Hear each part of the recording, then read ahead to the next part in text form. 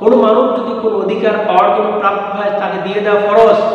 আল্লাহ রাসূল এটাই বলতে চেয়েছেন। আজ সারা বাংলাদেশ একটা সংকটময় পরিস্থিতির ভিতরে অতিবাহিত করতেছে।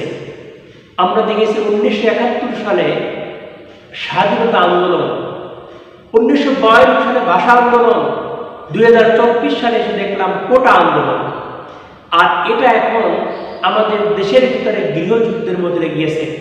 আজকে পুলিশ পক্ষ ছাত্রদেরকে পিটাচ্ছে, ছাত্ররা পুলিশের উপর আক্রমণ করতেছে, এরকম বিভিন্ন নিজেদের ভিতরে সংঘর্ষ বাড়তেছে।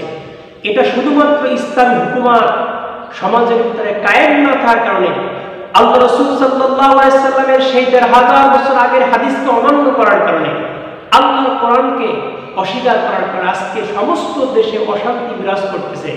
আজকে কোটার রসায়নের পরে মেধাবী শিক্ষার্থীরা তারা আজকে বঞ্চিত হচ্ছে।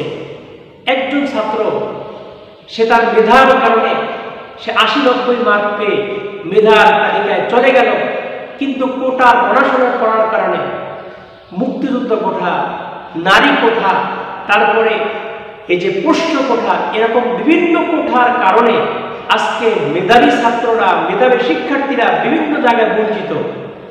কারণ কি? মানুষের ভিতরে আজকে ইনসাফ নাই, ন্যায় বিচার নাই। এর জন্য আর সারা বাংলাদেশের রন্ধে রন্ধে প্রত্যেকটা মানুষ এই কষ্টের শিকার হচ্ছে।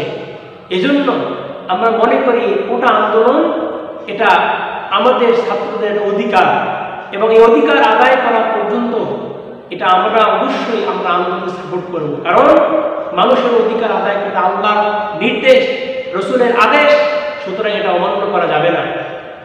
আপনারা লক্ষ্য করে দেখবেন যে কত জীবন